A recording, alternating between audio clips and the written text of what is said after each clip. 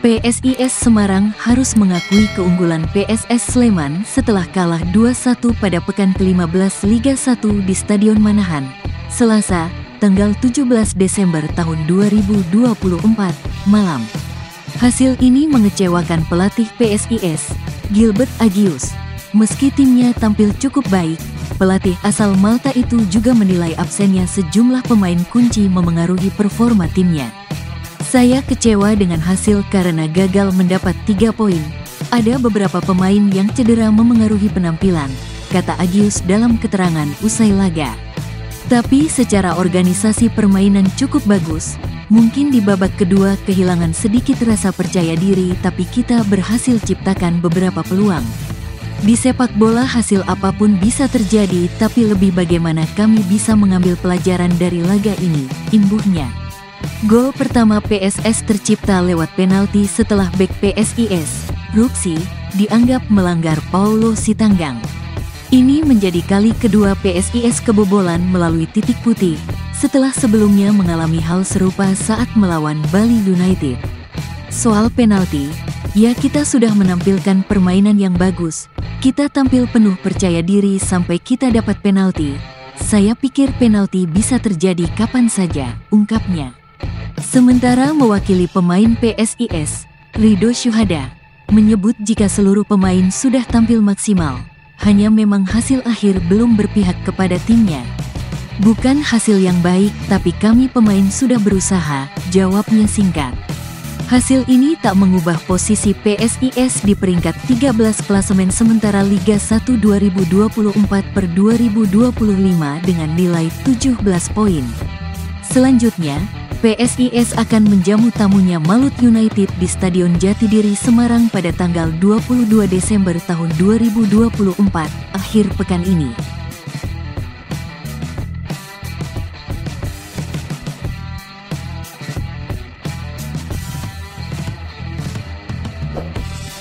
Setelah mendapat protes dari supporter, PSIS Semarang akhirnya merespons surat tuntutan pada Senin, tanggal 16 Desember tahun 2024. Namun, perwakilan supporter Panser Biru menilai respons tersebut tidak menjawab inti tuntutan dan kurang solutif, seperti disampaikan oleh Nurul Layalia dari Divisi Hukum dan Advokasi Panser Biru. Kami menunggu cukup lama balasan surat tersebut. Jawabannya tidak solutif, ujar Nurul Layalia.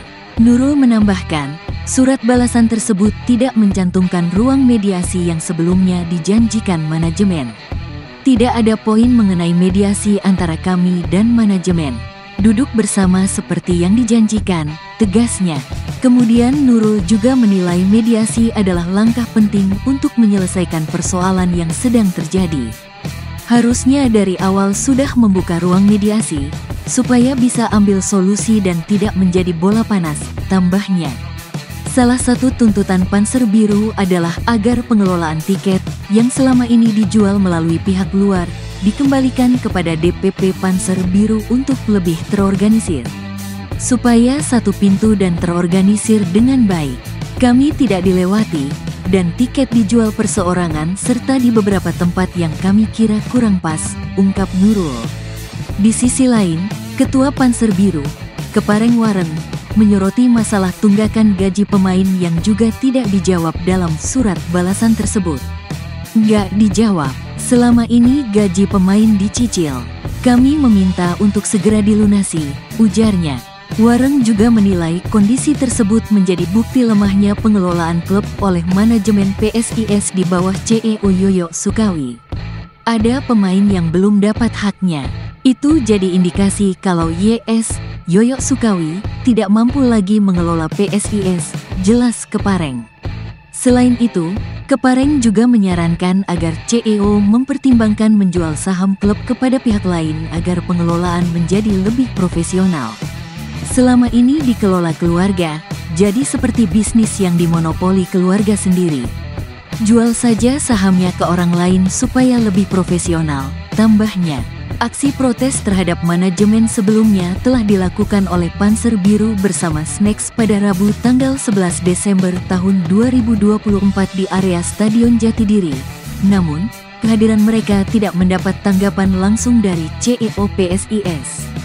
Kedatangan kami untuk menanyakan langsung pada YS terkait tuntutan kami. Tapi malah dia tidak bisa ditemui, ungkap Kepareng. Dalam hal ini Wareng menyarankan sikap manajemen yang hanya mengutus Ketua Panitia Pelaksana Pertandingan, Agung Buwono, untuk menemui supporter. Kenapa CEO tidak menemui kami yang mati-matian mendukung PSIS, malah diwakilkan? Itu salah besar, tegasnya. Terakhir Wareng menegaskan, Panser Biru akan terus bersuara hingga tuntutan mereka mendapatkan jawaban yang memuaskan. Kami tetap akan bersuara untuk tim kebanggaan kami. Kalau tidak ada perubahan, YS dan keluarganya harus out, angkat kaki dari klub, pungkasnya.